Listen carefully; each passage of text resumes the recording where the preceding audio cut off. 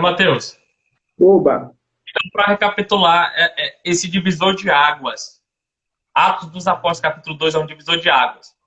Temos a regeneração, que é um divisor de águas. Quando Cristo entra na vida de um ser humano, há uma mudança de caráter, um novo nascimento.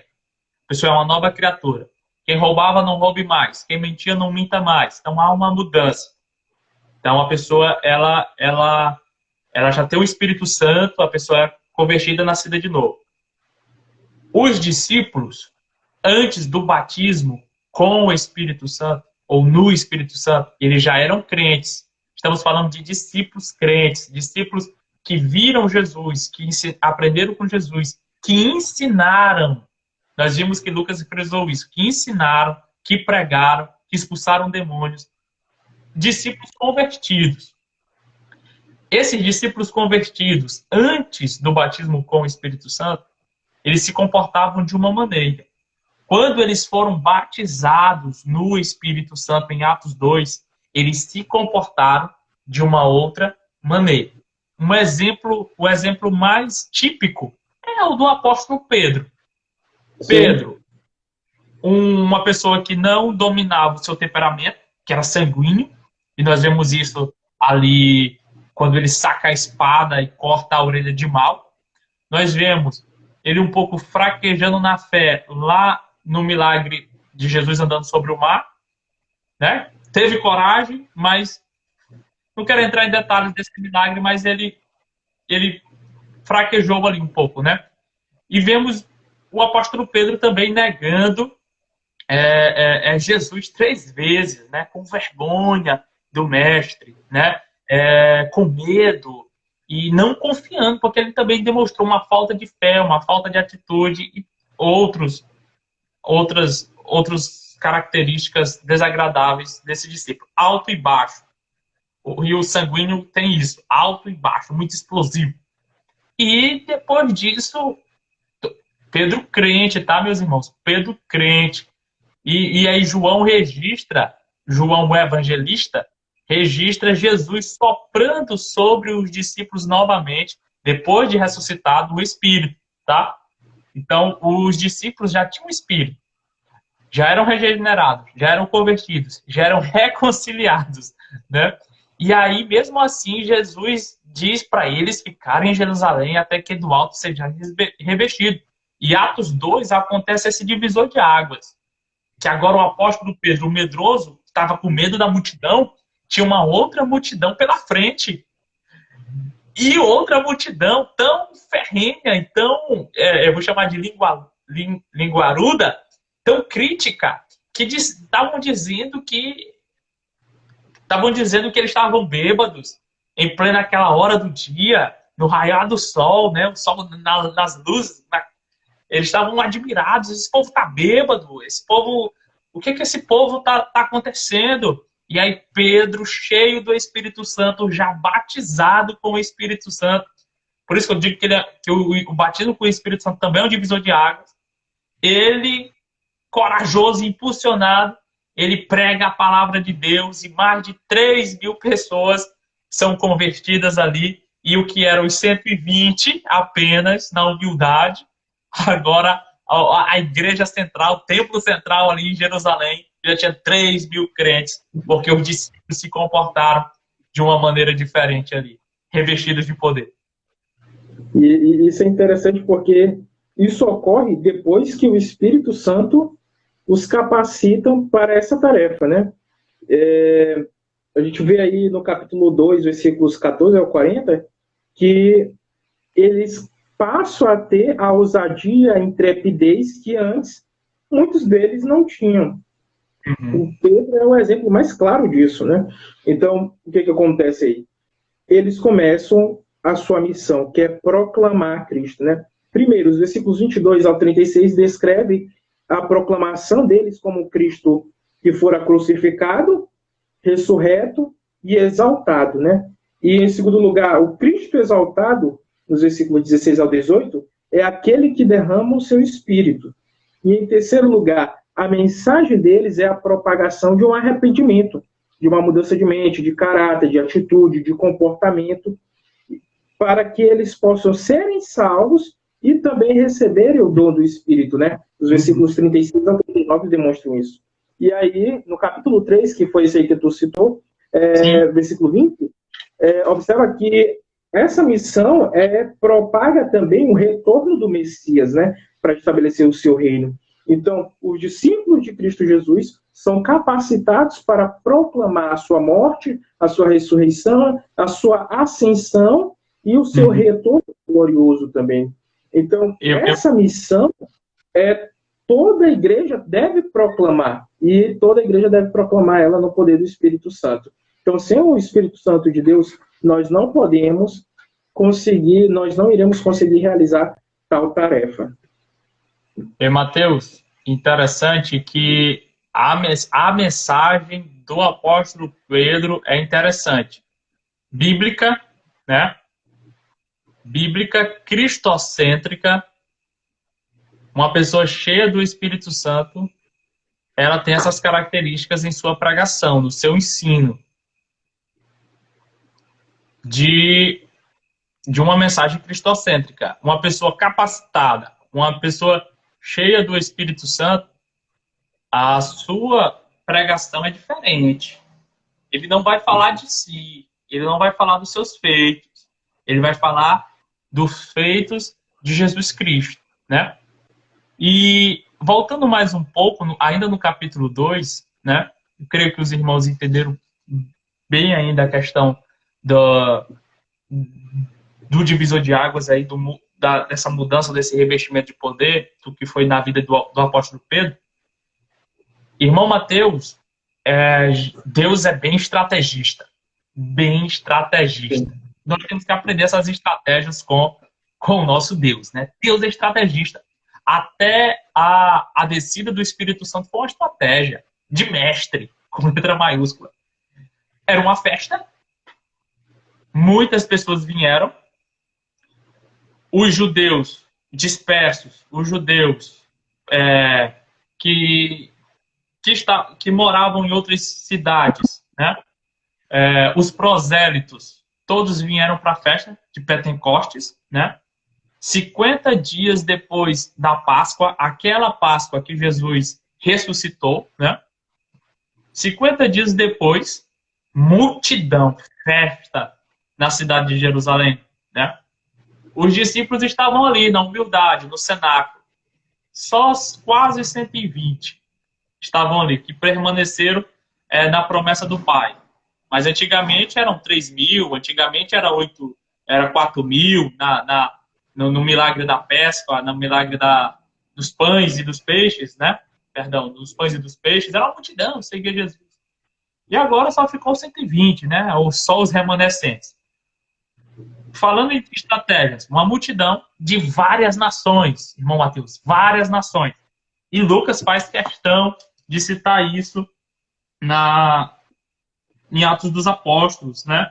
Olha, estava lá os partos, os medos, os elamitas, os naturais da Mesopotâmia, o povo da Judéia, da Capadócia, Ponto e Ásia, da Frígia, da Pifília, do Egito, das regiões da Líbia, das mediações de Cirene, e todos os romanos que residiam ali, judeu, prosélitos, cretenses, arábios, muitas nações. E aí, com a descida do Espírito Santo, com esse batismo com o Espírito Santo, esse revestimento de poder, os discípulos começaram a glorificar a Deus, a maravilhar a Deus, a falar das grandezas de Deus, ou seja, a falar das coisas que Jesus Cristo fez, a falar das obras de Jesus, das obras do Pai, né? E aí essas pessoas que estavam no mesmo lugar, de diversas regiões, agora ouvem o Evangelho. Que Deus maravilhoso e que Deus estrategista. Uma plantação de igreja ali, local, na descida do Espírito Santo. Missões no poder do Espírito Santo. Do Espírito Santo, né? E depois disso, a gente vê que eles não param por ali, né? Eles não ficam com aquela lembrança, o Pentecostes foi isso, o Pentecostes foi isso. Uhum. Não, eles continuam nessa pegada aí de missões no poder do Espírito Santo, né? Então, Sim. por exemplo, a gente vê muita semelhança entre Atos e Lucas presente aí. Por exemplo, Jesus, lá no capítulo 5 de Lucas, versículos 17 ao 26, cura um paralítico. E aí, em Atos, capítulo 3, versículos 1 ao 11, os discípulos curam um coxo também. Aí, em Lucas, capítulo 4, a gente vê Jesus expulsando demônios. Em Lucas, capítulo 8, a gente vê Filipe expulsando demônios e curando paralíticos, né? Sim. Aí, em Lucas, capítulo 24, a gente vê os discípulos a caminho de Emaús dizendo que Jesus era um profeta poderoso em obras e palavras. E em Atos, capítulo 4, versículo 8 e versículo 16, a gente vê os discípulos também se tornando homens poderosos em obras e palavras. E aí Jesus ressuscita mortos lá em Lucas capítulo 7. Aí em Atos, os discípulos ressuscitam mortos também. Por exemplo, Pedro no capítulo 9 ressuscita morto, né? Paulo no capítulo 20 ressuscita morto.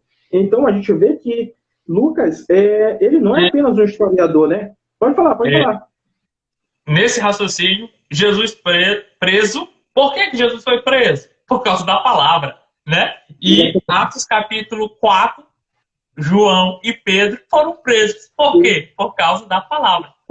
Então a gente vê aí essa estrutura de inclusive presente, Lucas, é totalmente estratégico, né? Para enfatizar que aquilo que Jesus fez no poder do Espírito Santo é aquilo que os discípulos irão também fazer no poder do Espírito Santo. Então, essa missão, tanto de Cristo quanto a missão dos discípulos, ocorre pelo poder do Espírito de Deus, né? Sem o poder do Espírito de Deus, você não tem essa capacitação aí.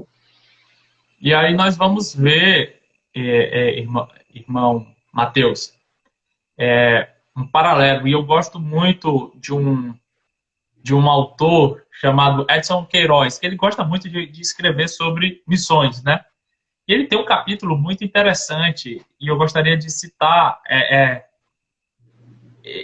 essa luz que o Espírito Santo deu para ele. Olha, ele diz o seguinte: se nós não cumprirmos, e é porque ele tem outra perspectiva a respeito do revestimento de poder pentecostal, ele não é pentecostal, né? Se nós não cumprirmos aí Lucas 1 e 8, perdão, se nós não cumprirmos Atos 1 e 8, vai vir sobre nós Atos 8 e 1. É o contrário, né? Sim. Se nós não cumprirmos Atos 1 e 8, vai vir sobre nós Atos 1, 8 e 1. Atos 1 e 8. E recebereis o poder do Espírito que há de vir sobre vós, né? Ser minhas testemunhas. E aí, Atos 8 e 1. Naquele dia, levantou grande perseguição contra a igreja de Jerusalém, e todos, a igreja de Jerusalém, todos, aqui já passou alguns anos, muitos crentes, todos, exceto os apóstolos, foram dispersos pelas regiões da Judéia e Samaria. Alguns homens piedosos, aqui vai falar da sepultura de Estevão.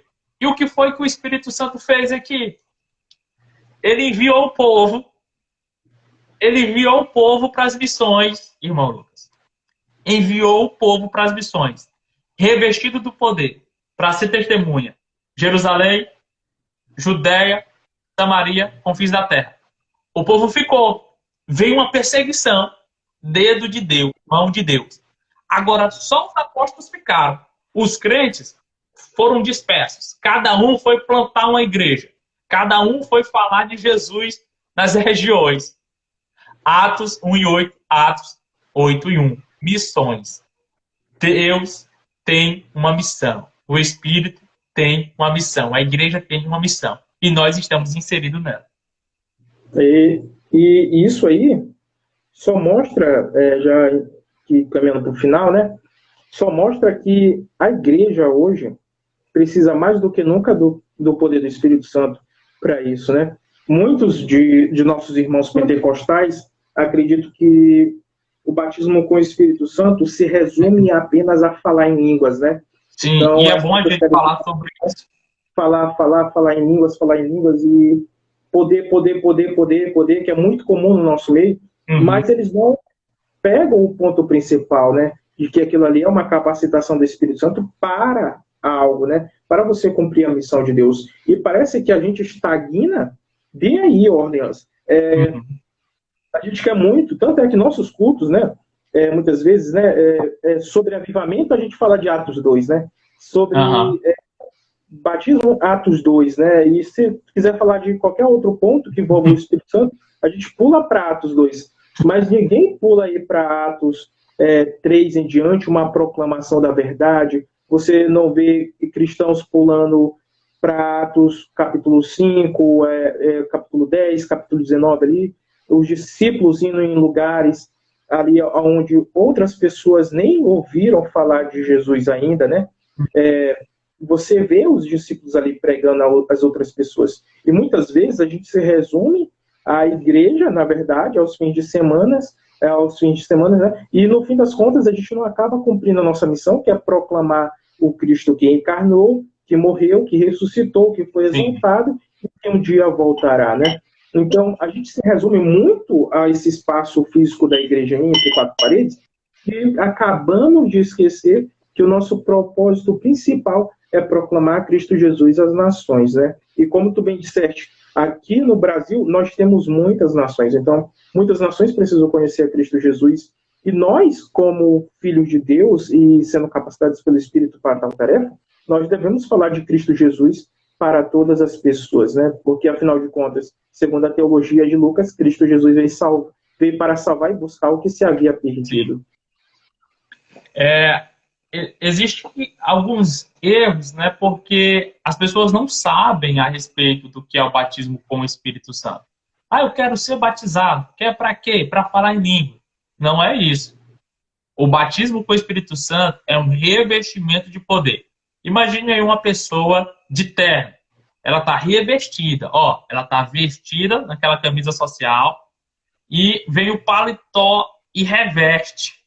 Ou seja, o revestimento de poder para um fim, para um propósito. Então, o batismo no Espírito Santo, ele é um revestimento de poder. Para quê? Para ser testemunha, ter uma capacidade melhor do Espírito, ter o poder do Espírito para ser testemunha. Aonde? Nas nações. Então, qual é o sinal desse batismo? Como é que eu sei que a pessoa foi batizada com o Espírito Santo, né? O sinal a línguas estranhas. Por quê? Nós vemos em Atos 2, nós vemos em Atos 10, nós vemos em Atos 19. E como nós falamos no início, nós vemos Lucas nessa perspectiva, também narrativa e também nominativa, né? Normativa, desculpa.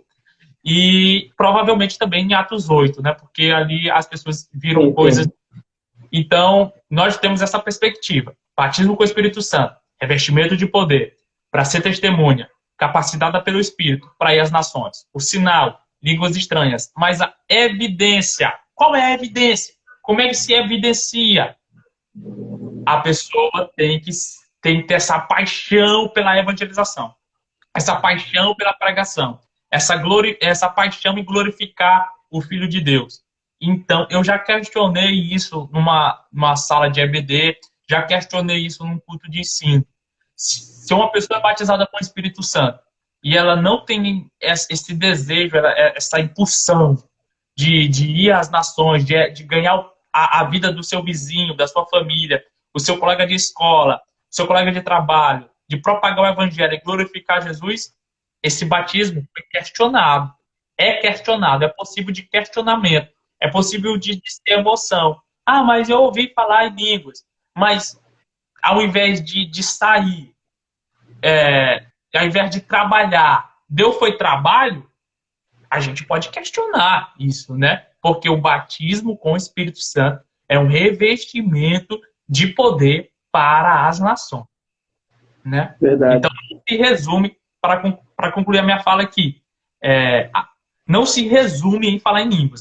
Línguas é um sinal naquele momento, mas depois disso é um dom, como da sabedoria, o dom do conhecimento, de interpretação de línguas. E a partir do batismo, essa língua vira dom, né? Sim, sim. E aí, eu quero fechar aqui, parte aí para também, porque a gente já está quanto tempo aí? Quase 1h30, né? Já foi 1 hora. Eu postei aquela nossa primeira hora no meu IGTV. Apareceu a opção aqui. Quando eu fiz uma outra vez, não apareceu. Mas agora eu creio que vai dar certo para os irmãos assistirem depois. Dá até para a gente baixar e produzir um outro conteúdo. Beleza. E aí, então, qual é o ethos pentecostal aí, né? De que Lucas e Atos entende ali a ideia de capacitação como algo secundário, né? Como algo após a salvação. Paulo entende ali o Espírito Santo como algo de iniciação, né? Por exemplo, Paulo entende ali como salvação, né? O Espírito salva e o Espírito santifica, né? E muitas vezes o pessoal quer ler Atos dos Apóstolos, escritos de Lucas, com a lente de Paulo. Sim. Porque, na verdade, cada um tem o seu ponto ali um pouco diferente. Diferente, mas não contraditório. Sim, né? Complementar. Exatamente, né? Porque Paulo ele vai demonstrar a ação pneumatológica, né? A ação do Espírito Santo, dentro da igreja, né? No corpo de Cristo Jesus. E aí, Lucas e Atos vai demonstrar a ação do Espírito Santo na vida do próprio cristão, né? Capacitando cada cristão para tal tarefa, né? E a gente fala muito disso porque se o pessoal aí não entender como que o Antigo Testamento, a expectativa ali demonstrada do Espírito Santo é uma pessoa que capacita as pessoas, né, para cumprir a sua missão, e também que o Espírito Santo tem um papel de salvífico e santificador, e que Paulo pega um ponto, né, desse papel salvífico e santificador, e Lucas pega outro ponto. Se as pessoas não compreenderem a distinção entre o que ambos escrevem ali, dificilmente elas vão aceitar a ideia de que o batismo é algo posterior à salvação, né? Então, dentro da teologia de Lucas e Atos, que a gente estava abordando aqui, para fechar aqui a minha parte, de que o Espírito Santo capacitou Jesus, é o mesmo Espírito que capacita a igreja a cumprir a sua missão, que é o mesmo Espírito que vai capacitar eu e você a cumprirmos a nossa missão, a missão do Senhor, na verdade, né? Que acaba se tornando nossa, né? Porque nós estamos proclamando o Senhor que salva. Então, isso deve vir no poder do Espírito Santo para que glorifique ao Pai Celestial. Interessante, Mateus, que o apóstolo Paulo ele fala do batismo do Espírito. E Lucas fala o batismo no Espírito. Paulo fala a respeito do batismo do Espírito. Quem é o batizador? Quem é o batizante? E qual é o meio? Paulo fala a respeito desse batismo, do Espírito. O batizador é o Espírito Santo. Eu gosto muito dessa didática. O batizador é o Espírito Santo. O candidato ao batismo é o ímpio. É o ímpio. O meio, ou seja, o lugar, a igreja. Foi isso que aconteceu comigo, contigo e com os senhores e com as senhoras que estão nos ouvindo. Nós estávamos no mundo. O Espírito Santo batizador nos imergiu, nos inseriu no corpo. O candidato ímpio, a nossa vida antes. E Lucas fala a respeito do batismo no Espírito Santo. Agora o batizador mudou. Quem é o batizador? Jesus. Quem é o candidato ao batismo? Não é o ímpio. É o crente, é a igreja. Qual é o meio? Qual é o lugar? O Espírito Santo. Então Jesus, ele pega a igreja, ele pega o crente e insere, e imerge no Espírito Santo, né? Exatamente. Paulo fala de uma coisa, Lucas fala de outra, eles se complementam. E aí a gente vê em Efésios, né, no capítulo 3 e 1 Coríntios capítulo 12, Paulo falando sobre esse batismo do Espírito aí, né? Que é rito de iniciação, que é quando a pessoa se arrepende, crê em Cristo Jesus, então ela agora é colocada no corpo de Cristo Jesus. Então isso aí é um batismo de rito de iniciação, né? A iniciação à fé. E ele fala que esse mesmo Espírito santifica as pessoas, né? Então ele vai dizer lá no capítulo 5, né, que esse Espírito, que nós podemos ser cheios do Espírito de Deus.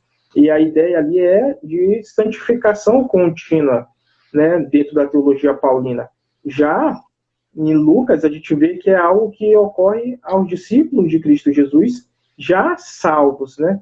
Então, é uma perspectiva que precisa ser lida de acordo com a sua própria literatura, de acordo com o seu próprio autor.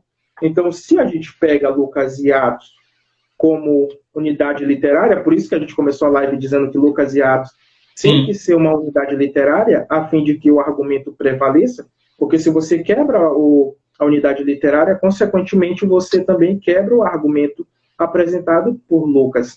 Então, Lucas vai dar mais ênfase do Espírito Santo no ministério de Cristo e no ministério dos discípulos do que qualquer outro discípulo, como Mateus, como João, né, como Marcos. Então, a gente vê aí até mesmo, muito mais que o próprio Paulo. Né? O Paulo vai falar cheio do Espírito uma vez, Lucas fala 3 ou 9, né, se não me falha a memória. Então, você já percebe ali que, claro que eu não quero resumir isso aqui, a quantidade de números, mas é bem estranho quando a gente vê alguns irmãos tentando interpretar Lucas pelas lentes de Paulo, né?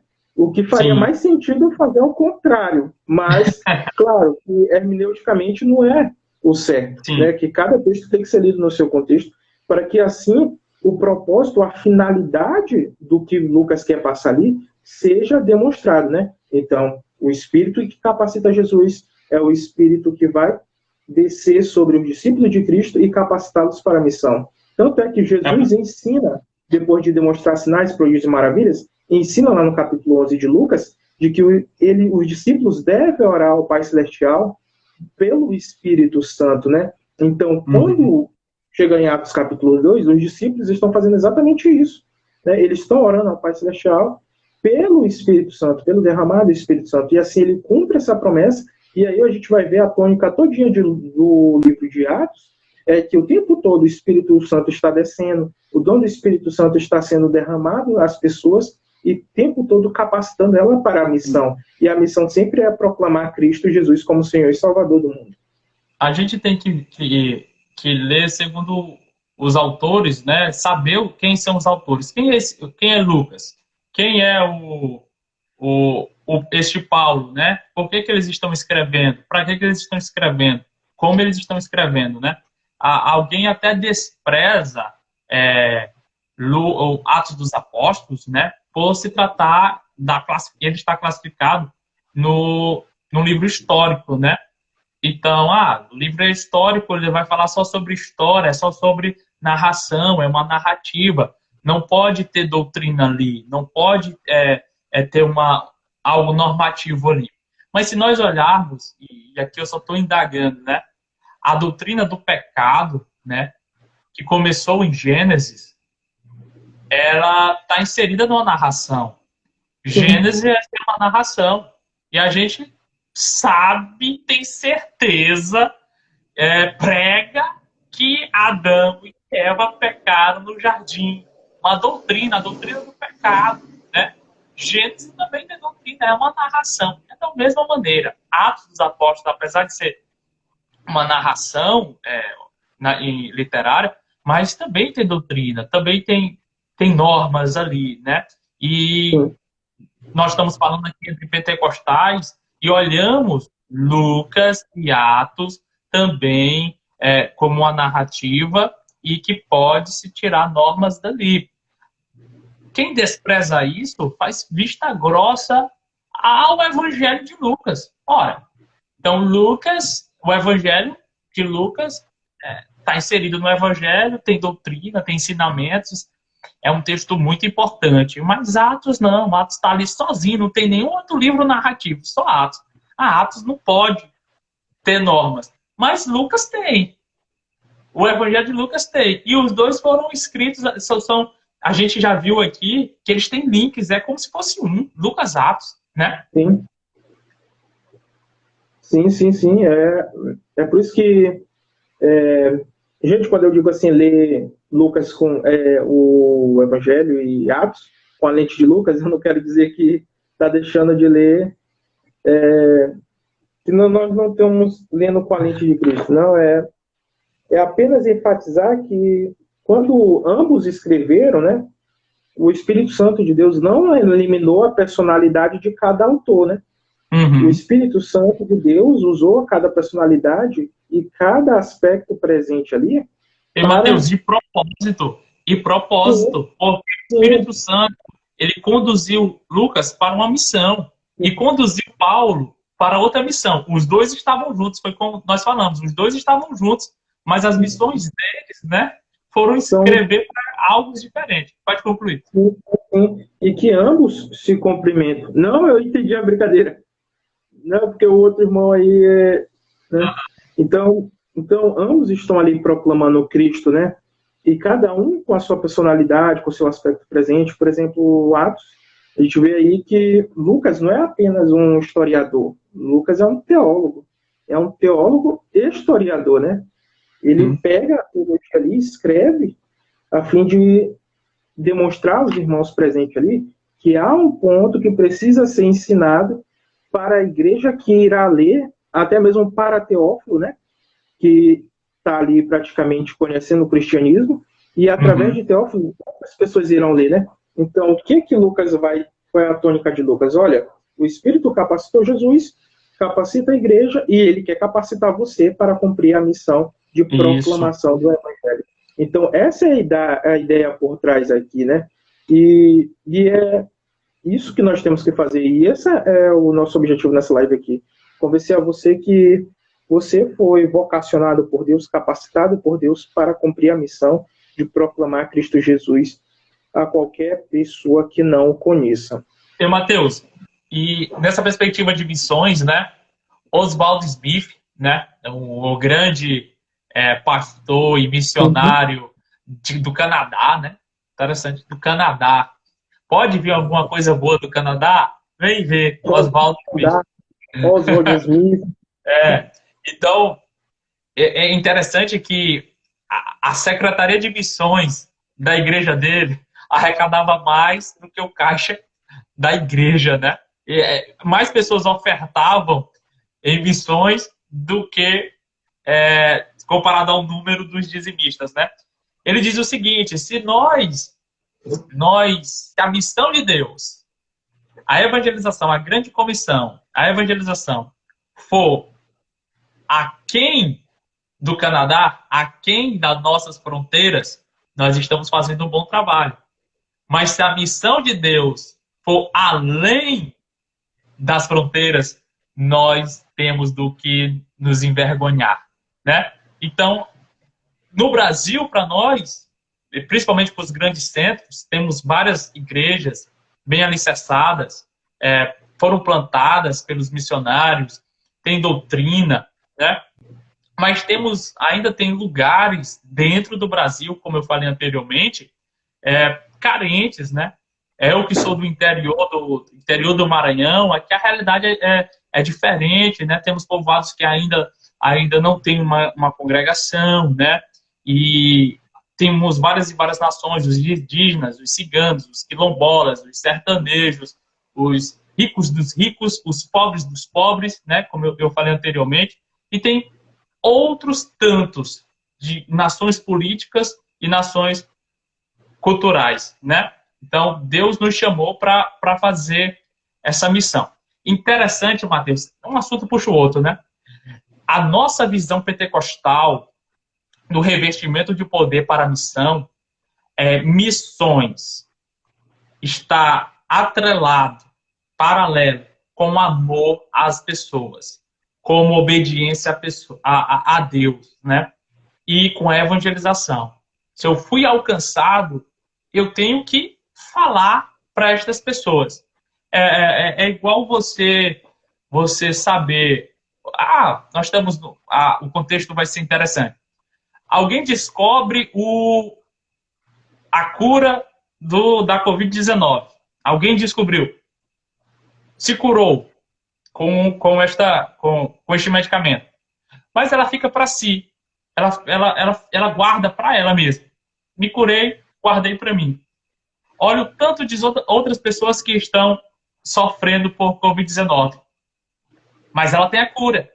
E ela não quer falar, nem citar, nem explicar. Nem entregar. Assim também é uma pessoa que foi convertida, que foi salva. Ela sabe a cura. A cura alcançou ela. Ela sabe o remédio. Mas se ela se omite de falar para as outras pessoas que estão padecendo, que estão sofrendo, é um ser desprezível. Eu já falei isso em público. É um ser desprezível. Uma pessoa que sabe de uma coisa, de um remédio, de um medicamento e não fala para os outros. Assim são pessoas que não evangelizam. São pessoas que não amam o próximo. São pessoas que foram curadas, mas não estão nem aí. Faz vista grossa para as pessoas que estão sofrendo e padecendo. E o pecado é muito maior do que essa Covid-19. E tem alguém que diz assim, se eu não me falha a memória, é o John Stott, que diz mais ou menos assim: se você não é um missionário, então você é um campo missionário. Sim. Né? E dentro da igreja, isso é muito comum mesmo, porque a maioria das pessoas não se preocupa com a salvação espiritual do outro, né? E isso é uma grande manifestação de que você ou não é salvo ou já morreu ali há muito tempo. É porque se você não tem o desejo que o próprio apóstolo Paulo vai dizer que é o anseio de Deus, né, o desejo de Deus de que todos os homens cheguem à salvação, né, ao pleno conhecimento da salvação, se esse é o desejo de Deus e não é o seu desejo, então algo está completamente errado aí. Né? E o pentecostalismo surge dentro disso. É interessante falar, porque século XIX, qual é a ideia por trás? De que remontaram aos estudos das Sagradas Escrituras, né, e remontaram à história da igreja também, e compreenderam que o Espírito Santo de Deus é aquele que capacita os crentes a cumprirem a missão que assim Jesus Cristo designou. Então, o pentecostalismo, nessa perspectiva, começa a orar buscando esse revestimento de poder, a fim de que possa cumprir as missões, né? Então, o evangelho, a partir do século XIX, ele começa a se propagar com mais intensidade através do pentecostalismo clássico. E aí, outras nações começam a conhecer ao Senhor, e um pouco mais claro, inclusive o Brasil, né? Já havia igrejas históricas aqui, mas a maioria das pessoas só foram conhecer a Cristo Jesus quando os dois batistas, Gunaving e Daniel Berg, vieram para cá como uma chamada do Espírito Santo, né, de proclamar a salvação à nossa nação. Então, se eles tivessem recebido ali essa capacitação, como muitos hoje querem receber e ficar só na sua, né, se eles tivessem recebido e ficado por lá mesmo, hoje provavelmente a gente não teria, né, as igrejas Assembleias de Deus que tem esse ethos aí presente. O meu pastor presidente, ele costuma a dizer que quem não faz missões está em pecado, né? Quem não faz missões está em pecado. Tem um erro aí, né? E é interessante que o pentecostalismo, nessa visão de Lucas, nessa visão dessa perspectiva lucana, dessa teologia lucana, ela está inserida justamente em ser cheio do Espírito, capacitado pelo Espírito para uma missão, né? O pentecostalismo clássico, que teve aqui no Brasil, nós fomos agraciados, né, pelo envio vindo tanto da Suécia quanto dos Estados Unidos de Daniel Berg Gunavingre, né? Batistas suecos, né? Muito influenciado pelo pietismo e pelo metodismo, né? Eles saem da Suécia a fim de procurar emprego nos Estados Unidos. Estava tendo uma crise lá na Escandinávia. Procurando emprego nos Estados Unidos. Gunavingre, pastor, né? Pastor, crente. Daniel Berg, crente também, né? Membro. E aí, em 1901, né? Na virada do século, há uma explosão. E nessa perspectiva, as pessoas redescobrem, né, essa teologia lucana, esse novo olhar, e as pessoas começam a ensinar, e há um avivamento ali na Rua Azusa, em 1904, 1905, 1906, né? Chega Los Angeles, chega no Kansas, que são estados, né? Chega na Califórnia, outro estado. Estados Unidos é muito grande, assim, igual o Brasil, são regiões diferentes, e aí esse batismo, esse revestimento de poder chega a várias pessoas, e aí os jornalistas, eles noticiavam com deboche lá na Rua Azusa, Babel de línguas, né? Babel de línguas, associando lá a Torre de Babel, né? E as pessoas são enviadas, impulsionadas, têm uma experiência com o Espírito Santo, uma capacitação, e são impulsionados. E aí, no dia 19 de novembro de 1910, desce do navio Clemente, no porto de Belém do Pará, 2 missionários, influenciados pelo pietismo, influenciados pelo metodismo, batizado com o Espírito Santo numa nova perspectiva, nessa teologia lucana, nessa visão pentecostal, de ganhar pessoas em terras brasileiras, né? E justamente aonde Deus sendo estrategista, Deus sendo missionário, na cidade, irmão Mateus, que mais beneficiada pela indústria da borracha, que era o ápice da época. Muitas pessoas estavam ali.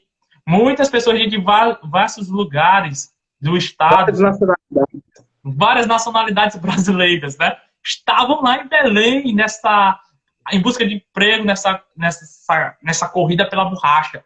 Foi assim, irmão Mateus, que a Igreja do Ceará foi fundada. A Igreja do Ceará foi fundada por alguém que se converteu lá, voltou à sua casa. Foi assim que na Paraíba, Pernambuco, se eu não estou enganado, foram fundados em outros estados também, né? Nessa perspectiva de missões, de sair, de plantar a igreja, né? De plantar a igreja. Nós, assembleianos, temos muito isso no nosso coração, né? No nosso meio. É isso aí. Então, isso faz parte da essência do pentecostalismo clássico, né? Então, recebemos o revestimento de poder a fim de proclamar o Cristo ressurreto. Isso aí aconteceu com os nossos pais, influenciado pelo pietismo, influenciado fortemente pelo movimento de santidade, influenciado grandemente pelo wesleyanismo, né? Que também será muito característico de John Wesley, essa manifestação do Espírito presente com a propagação da palavra, né, de forma erudita, atendendo os mais pobres aos mais eruditos da sua época. Então, esse tipo de coisa, essa ideia presente em Lucas e Atos, ela não permeia somente a história bíblica, ela permeia a história da cristandade, né? Então, você vê isso aí nos primeiros séculos da Igreja da Era Cristã, e você vê isso aí a partir do século XVIII ali, né? Aí, fortemente no início do século XIX até o século XX. E, irmãos, eu acho que o tempo já está passando aí, né, Ornes? Para fechar? Não, tranquilo. Vamos fechar aqui, porque quase 2 horas. Quase 2 horas falando em dois de atos, né? Então, qual é a ideia presente aqui? O tempo todo, e eu sempre falo, explico algo e retomo, né, para ficar bem consciente, de que nós precisamos dessa manifestação do Espírito mais do que nunca. Nós precisamos dessa capacitação do Espírito mais do que nunca. E no mundo em que nós hoje vivemos, onde a verdade parece ser relativa, onde as pessoas vivem buscando o seu próprio, ali, sua autorrealização presente, até mesmo dentro da igreja, nós devemos, antes de tudo, nos curvar ao Senhor, pedindo graça e capacitação do Espírito, para que possamos proclamar com fidelidade a palavra de Deus no mundo pós-moderno, né? Então, nós precisamos do Espírito Santo hoje, mais do que nunca.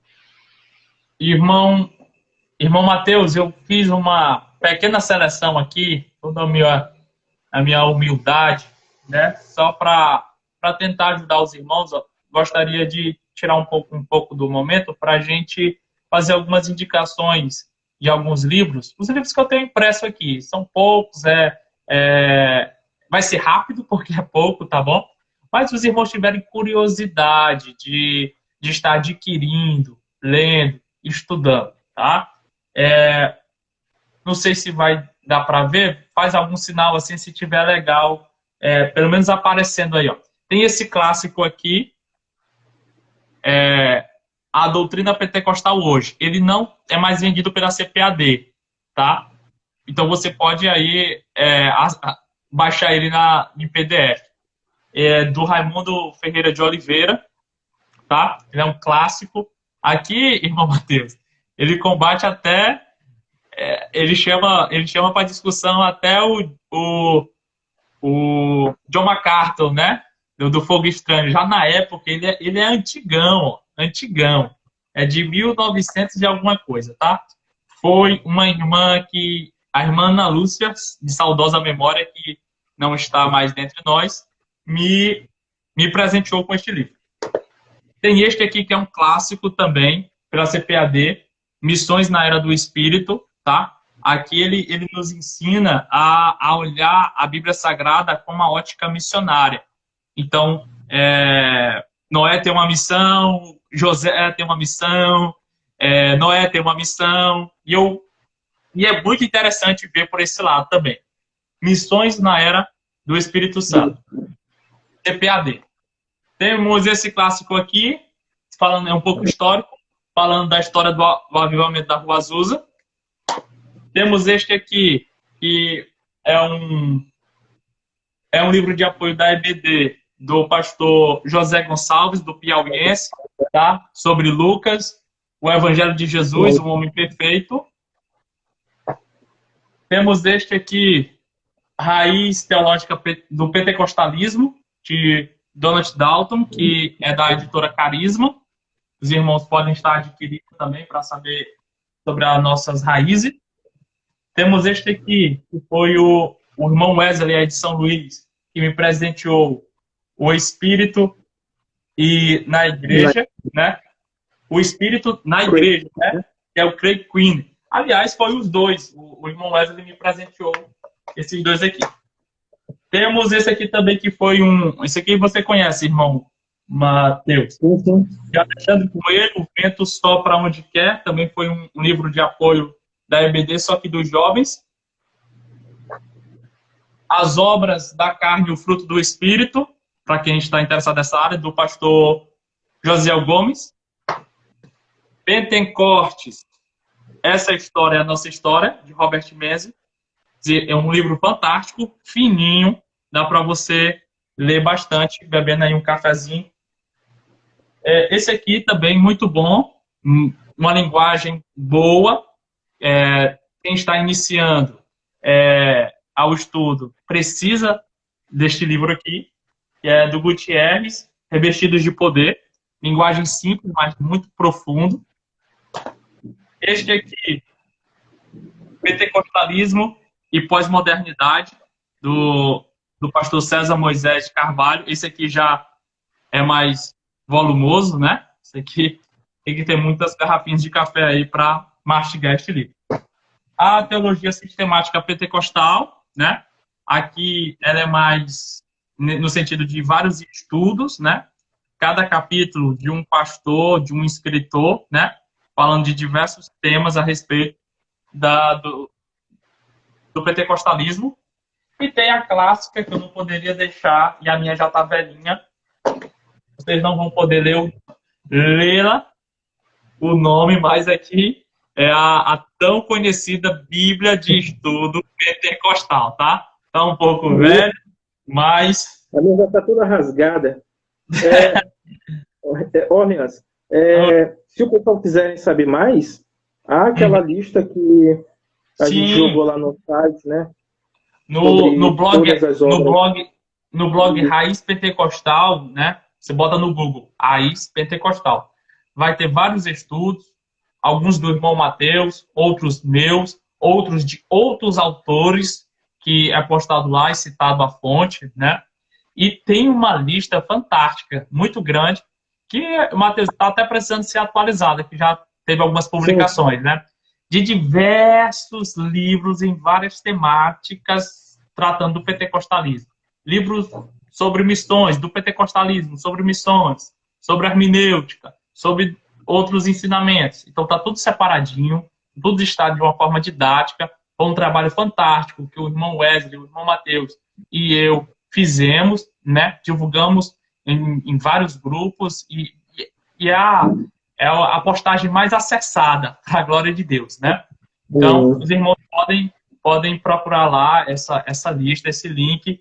E é isso, irmão. Nós temos que estudar, temos que fazer missões, se preparar, né? Se preparar. Eu não sei. A gente encontra várias pessoas de várias religiões, então nós precisamos estar preparados para proclamar a verdade do evangelho a todas elas, né? Faltou esse aqui, irmão. Desculpa, porque ele estava em cima do meu mouse. A teologia carismática de Lucas, de Roger Stronda, né? Eu esqueci, estava em cima do meu mouse, eu esqueci. Então, para concluir, nós já estamos chegando ao fim. Eu queria desafiar você, ouvinte, você que está ouvindo agora, você que vai ouvir depois, a fazer missões no poder do Espírito Santo. Eu não sei qual é a tua chamada. Nós somos chamados para a obra. Nós fomos chamados para uma obra. Nós não fomos chamados para um lugar. Nós somos direcionados para um lugar. Nós somos chamados para a obra. Então, se nós somos chamados para a obra do Senhor, nós temos que fazer discípulos em todos os lugares. Deus me direcionou hoje para Santa Luzia. Então, eu tenho que fazer discípulos aqui. Deus direcionou Mateus para São Luís. Mas o chamado dele é para uma obra. Então, ele tem que fazer discípulos em São Luís. E, futuramente, Deus pode nos direcionar para outros lugares. Mas nós, como somos chamados para a obra, nós temos que fazer discípulos em continuar trabalhando nesta obra. Então, eu não sei qual é o teu direcionamento, ou uma luz para algum trabalho. Esta luz pode ser uma escola bíblica dominical. Essa luz pode ser uma plantação de uma igreja num povoado. Essa luz pode ser um guia que Deus está direcionando para um bairro que não tem uma congregação.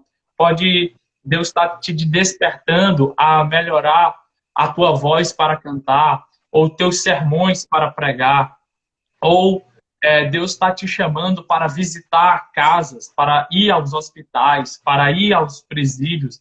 Eu não sei qual é o direcionamento de Deus, mas eu sei que tu foi chamado para a obra do Senhor. Tu foi chamado para trabalhar para o Senhor, para dar frutos ao Senhor, para fazer missões. Nós, como igreja, estamos inseridos, imersos na missão de Deus.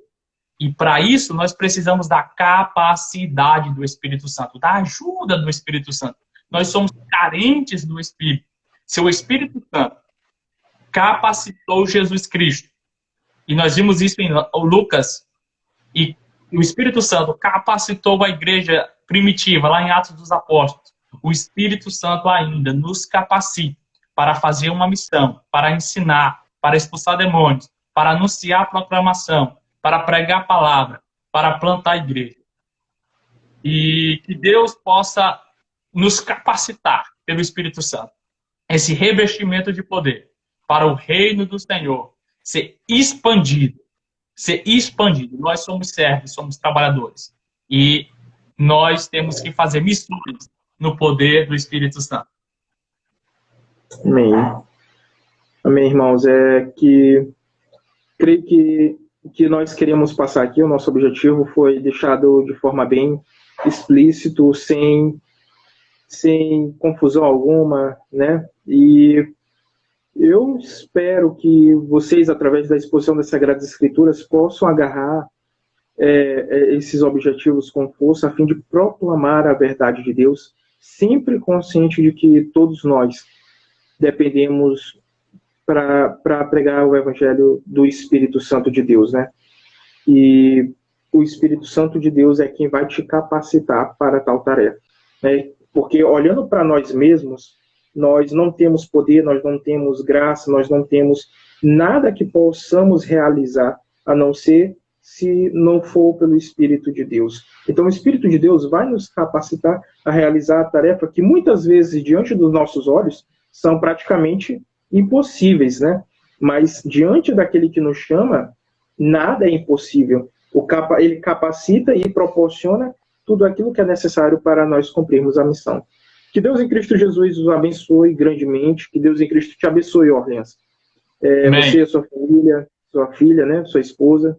E abençoe os irmãos de Santa Luzia, né, grandemente. Então, eu tenho que agradecer pelo convite, irmão Mateus. É sempre uma honra, nós estamos aqui à disposição, né, de trabalhar para a obra do Senhor, de produzir conteúdo, né, principalmente nessa época de pandemia, né, que persista a propagação do conteúdo, não da pandemia, tá? Que persista o trabalho virtual, né, que a gente possa gerar conteúdo de qualidade para a internet, né? Eu também tô nesse propósito e eu creio que Deus vai abençoar a igreja do Senhor. Nós vamos passar por isso, né? É um momento transitório e Deus vai resolver esse problema. Que Deus nos guarde você que está nos ouvindo dessa doença, dessas outras doenças que está no decorrer do mundo, e que Deus nos use de toda a humildade, pela sua graça, pela sua misericórdia. Só tenho a agradecer ao irmão Mateus pelo convite, aos irmãos que passaram por aqui, assistiram um pouquinho. Eu consegui colocar outra live no IGTV. Eu creio que essa daqui também estará lá. Os irmãos podem estar assistindo novamente. E vamos encerrar com uma oração. Como eu orei no início, né? O irmão Mateus aí tem que orar encerrando, né? E eu agradeço a vocês que estão aqui nos ouvindo, nos assistindo. Deus possa abençoar vocês. Soberano Deus, eterno Pai, nós te somos gratos pela exposição das Sagradas Escrituras, ó Deus. Que teu Santo Espírito abra ainda mais o nosso entendimento para que possamos compreender aquilo que tu tem nos revelado mediante a tua palavra, para que possamos, ó Deus, compreender que somos embaixadores de Cristo aqui na terra, a fim de proclamar as virtudes daquele que nos chamou das trevas para a sua maravilhosa luz.